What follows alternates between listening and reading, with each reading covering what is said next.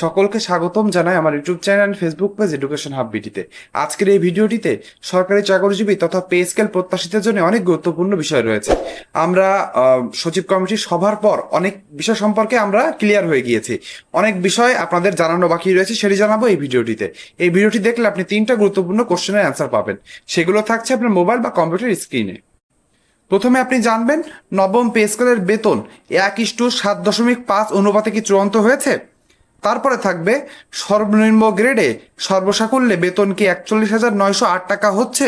এবং 3 নাম্বার এবং সর্বশেষে থাকছে সচিব কমিটির চূড়ান্ত সুপারিশ মন্ত্রিসভার অনুমোদনের জন্য কবে বা কখন যাবে।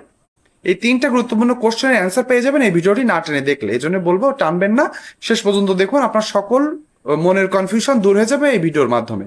তবে চলুন আমরা সময় নষ্ট না করে ভিডিওর মেন অংশে চলে যাই। আমরা ভিডিও মেনু অংশে চলে এসেছি। ভিডিও শুরু করার আগে আপনাদের সাথে প্রত্যেক দিনের মতো একটু কথা রয়েছে।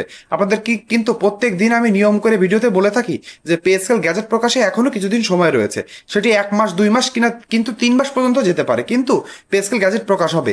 আপনি 2026 সালের জুলাই থেকে সুযোগ সুবিধা ভোগ করা শুরু করবেন, কিন্তু গ্যাজেট প্রকাশের আগ পর্যন্ত সরকারি চাকরিজীবীরা আপনাদের এক দফায় এক দাবি জানিয়ে যাবেন যে 2026 সালের জুলাই থেকে আপনার বর্ধিত বেতনে 100% বেসিক দিয়ে পে স্কেল বাস্তবায়ন করতে হবে। এখানে 50 বা 60 বা 75% দিয়ে যদি আপনার পে স্কেল বাস্তবায়ন করা হয়, তাহলে কিন্তু আদতে সরকারি চাকরিজীবীদের কোনো সুবিধা হবে না। পে স্কেলটি কিন্তু শুভঙ্করের ফাঁকিতে রূপান্তর হতে পারে। এজন্য সকলকে বলবো কমেন্ট বক্সে লিখবেন, আপনার সামাজিক যোগাযোগ মাধ্যমে যেখানে সুযোগ পাবেন আপনি বলবেন এক ধাপে একবারে 100% পে স্কেল বাস্তবায়ন চাই। এবার আমরা চলে আসবো বাদ বাকি ভিডিওটিতে। প্রথমে আপনাদের জন্য থাকবে নবম পে স্কেলের যে অনুপাত বলেছি 1:7.5, সেখানে কি চূড়ান্ত হয়েছে সে নিয়ে সর্বশেষ কি রয়েছে। বলা হয়েছে জাতীয় বেতন কমিশনের সর্বোচ্চ ও সর্বনিম্ন মূল বেতনের অনুপাত 1:8 রাখার সুপারিশ করলেও সুপারিশ পর্যালোচনাকারী সচিব কমিটি সেটি পরিবর্তন করে 1.75 করার প্রস্তাব দিয়েছে। আমাদেরকে কিন্তু বলেছিলাম যে সচিব কমিটি কিন্তু আমাদের জাতীয় বেতন কমিশন 2025 কর্তৃক যে রিপোর্টটি রয়েছে সেখান থেকে কাটছাট করবে।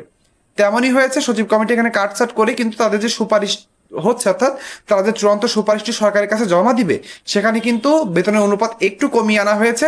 আমরা এর থেকে 1:6 হলে খুবই ভালো হতো, তবুও আমাদের জাতীয় বেতন কমিশন থেকে যে এখানে যে অনুপাতটি কমিয়ে আনা হয়েছে, বৈষম্য যে একটুখানি হলেও কমানোর চেষ্টা করা হয়েছে, সেজন্য সচিব কমিটিকে অবশ্যই ধন্যবাদ দিতে হবে। এবার আমরা চলে আসবো। বলা হয়েছে অর্থ মন্ত্রণালয়ের চলমান খসড়া পর্যালোচনায় 1:7.5 অনুপাতে গুরুত্বের সঙ্গে বিবেচনা করা হচ্ছে, তাই সর্বশেষ আলোচনার ভিত্তিতে এটি চূড়ান্ত হওয়ার সম্ভাবনা অনুপাত এতটুকু চূড়ান্ত হতে পারে এমনই কিন্তু জানা গিয়েছে। আরো বলা হয়েছে বর্তমান পে স্কেলের সর্বোচ্চ সর্বনিম্ন মূল বেতনের অনুপাত রয়েছে 1:9.4। এটা কিন্তু অষ্টম পে স্কেলের কথা বলা হয়েছে। নতুন প্রস্তাব অনুযায়ী এটি 1:7.5 হলে উচ্চ নিম্ন গ্রেডের বেতনের ব্যবধান আরো কমবে, যেটা আমরা সকলে চাই যে বৈষম্য কমে আসুক, নিম্ন গ্রেডের সরকারি চাকরিজীবীরা যেন একটু সুযোগ সুবিধা পাক, তারাও তাদের পরিবারকে নিয়ে ভালোভাবে বেঁচে থাকুক, এটাই কিন্তু আমরা চাই। আরো বলা হয়েছে, সংবাদে উল্লেখ করা হয়েছে যে সচিব কমিটির প্রথম গ্রেডের মূল বেতন প্রায় 1,50,000 টাকার কাছাকাছি নির্ধারণ করার কথা ভাবছে। যদি 1.7 অনুপাত চূড়ান্ত হয়, তাহলে 20তম গ্রেডের সম্ভাব্য মূল বেতন প্রায় 20,000 টাকা হতে পারে, যেটি 7.5 দিয়ে ভাগ দিলে, অর্থাৎ 1.5 লাখকে 7.5 দিয়ে ভাগ করলে কিন্তু হচ্ছে 20,000 আসছে। আমরা বুঝে নিলাম যে 20,000 টাকার সর্বনিম্ন গ্রেড হওয়ার সম্ভাবনা খুবই বেশি। তবু যদি আমরা একটু ধরে নিই, একটু অন্য পার্সপেক্টিভ নিই, সেটি হচ্ছে যে আমরা জানি যে সচিব কমিটি কাটছাট করছে, নিম্নতম গ্রেডে কাটছাট কম হবে, কিন্তু নিম্নতম গ্রেডে যদিও কাটছাট হয়, তাহলে আমরা সর্বনিম্ন বেতন ধরে রাখছি 18,000 টাকা। এই 18,000 টাকার নিচে আর কোনোভাবে সরকার নামবে না, কারণ এর নিচে যাওয়ার কোনো সুযোগ নেই। যদি 18,000 টাকা হয়, তাহলে 1:7.5 বেতন কেমন দাঁড়াচ্ছে সর্বনিম্ন গ্রেডে, সেটা একটু জেনে নিব।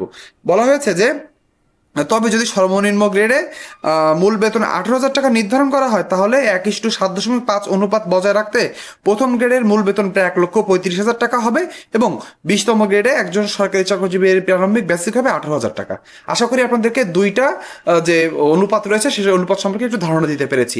আমরা মনে করি 20,000 টাকার নিচে কোনোভাবে যদি নামা হয়, সেটি কিন্তু সরকারি চাকরিজীবীদের সাথে অবশ্যই ভালো কাজ করা হবে না। দীর্ঘ 11 বছর পর আপনার দুইবার যদি আমরা ভাগ করে নিই যে 5 বছর পর পর পে স্কেল আসে, তাহলে 5 বছর পর পর পে স্কেল আসলে বেতন স্বভাবতই দ্বিগুণ হয়ে যায়। তাহলে 8,250 টাকা থেকে 5 বছর পরে পে স্কেল আসলে 2000 সালে সেটি হওয়ার কথা ছিল হচ্ছে 16,500 টাকা, এবং 16,500 টাকাকে 2025 সালে এসে হওয়ার কথা ছিল 33,000 টাকা। তাহলে আমরা তো চেয়েছিলাম 35,000 টাকা, সেখান থেকে কমিয়ে 20,000 টাকা আনা হয়েছে। সেখান থেকে যদি কাটছাট করা হয়, সরকারি চাকরিজীবীরা এটা ঘৃণাভরে প্রত্যাখ্যান করবে বলে আমি মনে করছি। আপনারা আমার সাথে একমত কিনা অবশ্যই কমেন্ট বক্সে লিখে জানাবেন। শেষে বলা হয়েছে, যদিও সর্বশেষ আলোচনা ও খসড়ায় 1:7.5 অনুপাতেই সম্ভাবনা সবথেকে বেশি, তবুও সরকারি গ্যাজেট প্রকাশ না হওয়া পর্যন্ত এটি আনুষ্ঠানিকভাবে চূড়ান্ত নয়। আপনারা সকলে জানেন, গ্যাজেট প্রকাশ না হওয়ার আগ পর্যন্ত কোনো কিছু চূড়ান্তভাবে বলা কিন্তু উচিত হবে না। এটা সর্বশেষ আপডেট এবং খসড়া অনুযায়ী যতটুকু আমরা নিউজ পেয়েছি ততটুকু আপনাদেরকে জানিয়ে দিলাম। এবার চলে যাবো আমরা ভিডিওর দ্বিতীয় অংশে। ভিডিওর এই অংশে এসে আপনি এখানে একটি ছবি দেখতে পাচ্ছেন, যেখানে বলা হয়েছে আমার ইউটিউব চ্যানেল থেকে যারা ভিডিও দেখে থাকেন তারা আমার ইউটিউব চ্যানেলটিকে সাবস্ক্রাইব করেন না, প্রায় 80% মানুষ। আমাদের কাছে অনুরোধ থাকবে, আপনারা আমার ইউটিউব চ্যানেলের এই প্রত্যেক দিনের ভিডিওটি দেখে একটু হলেও উপকৃত হন। আমি সত্য এবং নিষ্ঠার সাথে পেসকার সংক্রান্ত সকল তথ্য আপনাদের সাথে উপস্থাপন করি। একটু দেখবেন যে সাবস্ক্রাইব করা আছে কি নেই। সাবস্ক্রাইব করা না থাকলে দয়া করে সাবস্ক্রাইব করে দিবেন। অন্যদিকে যারা আমার এই ভিডিওটি ফেসবুক পেজ থেকে দেখছেন, এখানে একটি ছবি দেখতে পাচ্ছেন, যেখানে বলা হয়েছে আমার ফেসবুক পেজ থেকে যারা ভিডিও দেখেন তার প্রায় 95% মানুষ আমার ফেসবুক পেজটিকে ফলো করেন না। ফেসবুক পেজটিকে ফলো করলে প্রত্যেক দিনের পেজকার সংক্রান্ত সকল তথ্য আপনার সামনে চলে যাবে। এজন্য ফেসবুক পেজটি ফলো করতে ভুলবেন না। ভিডিওর দ্বিতীয় অংশে বলা হয়েছে, সর্বনিম্ন গ্রেডে সর্বোচ্চ বেতন, একজন সর্বনিম্ন গ্রেড অর্থাৎ 20তম গ্রেড একজন সরকারি চাকরিজীবী সর্বসাকুল্যে বেতন কি 41,908 হচ্ছে। তাহলে আমরা একটু জেনে নিই কিভাবে এই 41,809 টাকার কথা বলা হয়েছে। 20তম গ্রেডের সম্ভাব্য মূল বেতন প্রায় 20,000 টাকা, যেটা 1:7 অনুপাতে চূড়ান্ত হয়। যদি আমরা ধরে নিই তাহলে 20,000 টাকা আমরা ধরে নিলাম। মোট প্রাপ্তি অর্থাৎ বিভিন্ন ভাতা, যেমন বাড়ি ভাড়া, চিকিৎসা ভাতা, শিক্ষা সহায়ক ভাতা, যাতায়াত ভাতা, টিফিন ভাতা সহ সকল ভাতা একসাথে যোগ করলে একজন সরকারি চাকরিজীবীদের বেতন প্রায় 41,908 টাকা হতে পারে, এবং সেটি কিন্তু ঢাকা সিটি কর্পোরেশনের ভিতরে। অর্থাৎ সর্বোচ্চ বাড়ি ভাড়াটা পেয়েই কিন্তু 41,000 টাকার কাছাকাছি আসতে পারে 20,000 টাকা বেসিক ধরলে। কিন্তু আমরা কিন্তু আর একটা বিষয় শুনতে পেরেছিলাম যে এবার কিন্তু গ্রেড ভেদে বাড়ি ভাড়ার হার একটু কমানোর চেষ্টা করা হচ্ছে। যেহেতু বেসিক একটু বেড়ে যাচ্ছে, সরকার এখানে কাটছাটের কারণে সরকার চেষ্টা করছে নিম্নতম গ্রেডের সরকারি চাকরিজীবীদের এবং সকল সরকারি কর্মকর্তা কর্মচারীদের বাড়ি ভাড়া একটু তুলনামূলক কমিয়ে আনতে, তাহলে তারা একটি ব্যালেন্স করতে পারবে। সেজন্য কিন্তু বলা হচ্ছে যে এখানে 41,000 টাকা না হলেও 35 থেকে 38,000 বা 40,000 কাছাকাছি কিন্তু এমন একটা রেঞ্জ হতে পারে সকল বাড়ি ভাড়া দিয়ে, আপনার ইনক্রিমেন্ট এবং ফিক্সেশন বাদে, অর্থাৎ 20,000 টাকা বেসিক ধরেই। আরও বলা হয়েছে, প্রতিবেদন আরও বলা হয়েছে, সব ভাতা একসঙ্গে কার্যকর হবে না। প্রথম ধাপে মূল বেতন বৃদ্ধি করার পরিকল্পনা রয়েছে, আর অনেক ভাতা 2027-28 অর্থবর্ষ থেকে কার্যকর করা হবে। তাই 41,908 টাকা শুরুতেই হাতে বেতন পাওয়া যাবে না। এটি প্রস্তাবিত ভাতা সহ একটি সম্ভাব্য মোট বেসিকের বেতন বা ভাতার হিসাব। তার মানে আপনারা বুঝে গেলেন যে এটা 20,000 টাকা ধরে একটা রাউন্ড ফিগারের হিসাব করা হয়েছে। এটা কিন্তু হুবহু বাস্তবায়ন হবে না, এবং যখন নবম পে স্কেল বাস্তবায়ন হবে 2026 সালের জুলাই থেকে, আপনি কিন্তু 41,000 টাকা পাবেন না। কেননা আপনি কিন্তু আপনার পুরনো বেসিকের উপরে আপনি বাড়ি ভাড়া এবং সহ বিভিন্ন ভাতা পেতে থাকবেন। পরের অর্থ বছরে গিয়ে আপনি এই বেতনের কাছাকাছি বেতন পেতে পারেন। আশা করি আপনাদেরকে বোঝাতে পেরেছি। এবার চলে আসবো ভিডিও তৃতীয় অংশে এবং সর্বশেষ অংশে। সেখানে বলা হয়েছে যে সচিব কমিটির চূড়ান্ত সুপারিশ মন্ত্রিসভার অনুমোদনের জন্য কখন যাবে। আপনাদের জন্য একটা টাইম লাইন আমি হিসাব করে দিই। জাতীয় বেতন কমিশন 2025, আমাদের অন্তর্বর্তীকালীন সরকার একটি কমিশন গঠন করে। সেই কমিশনের সুপারিশ জমা দেওয়া হয় জানুয়ারি মাসে তৎকালীন প্রধান উপদেষ্টা ডক্টর মোহাম্মদ ইউনূসের কাছে। তারা পরবর্তী সরকারের কাছে এটি দিয়ে যায় এই সুপারিশটি, এবং এভাবে পে স্কেল বাস্তবায়নের একটি সুপারিশ করে যায়। কিন্তু নতুন সরকার এসে এখান থেকে কিছু কাটছাটের প্রয়োজন অনুভব করে এবং একটি সচিব কমিটি গঠন করে দেয়, যারা সর্বশেষ একটি চূড়ান্ত কাঠামো সরকারকে দেবে। সরকার সেখান থেকে অনুমোদন করবে। অর্থাৎ এখন সচিব কমিটির যে চূড়ান্ত সুপারিশটি রয়েছে সেটি চলে যাবে মন্ত্রিসভায় প্রধানমন্ত্রী সহ আমাদের অর্থমন্ত্রী সহ বিভিন্ন মন্ত্রীরা সেখানে উপস্থিত থাকবেন। সেখানে এটি যখন চূড়ান্তভাবে অনুমোদন পাবে, সেটি চলে যাবে অর্থ মন্ত্রণালয়, তারপরে চলে যাবে গ্যাজেট। তার মানে আপনাদের একটা টাইম লাইন আমি বোঝাতে পারলাম। এই অর্থ মন্ত্রণালয় যখন যাবে তখন কিন্তু আইনি ভিটিং সহ বিভিন্ন প্রশাসনিক কার্যক্রম রয়েছে। এই জন্য কিন্তু বলা হচ্ছে আপনার নবম পে স্কেল গ্যাজেট সেপ্টেম্বর বা অক্টোবর মাসে আসতে পারে, এবং আপনার বেতন অক্টোবর বা নভেম্বর পর্যন্ত চলে যেতে পারে আপনার ব্যাংকে আসতে। কিন্তু এখানে একটি সুখবর হলো যে বেতন গ্যাজেট যখনই বাস্তবায়ন হোক না কেন, আপনি এরিয়ার বা বকেয়া আকারে আপনার বেতনটি যতটুকু প্রাপ্য বেতন হবেন জুলাই থেকে, যখনই পে স্কেল গ্যাজেট জায়গায় প্রকাশক সেই মাসটুকু সকল বেতন আপনি কিন্তু বকেয়ার আকারে পেয়ে যাবেন, বা এরিয়ার বিল হিসেবে আপনার ব্যাংক অ্যাকাউন্টে পেয়ে যাবেন। এবার চলে আসবো যে অনুমোদন কখন যাবে। এটা সচিব মন্ত্রিসভায় বলা হয়েছে সচিব কমিটির নবম জাতীয় পে স্কেল সংক্রান্ত সুপারিশ ইতিমধ্যে চূড়ান্ত করেছে। সর্বশেষ বৈঠকে মূলত বিচার বিভাগ সংক্রান্ত কিছু কারিগরি বিষয় সমন্বয় করা হয়েছে।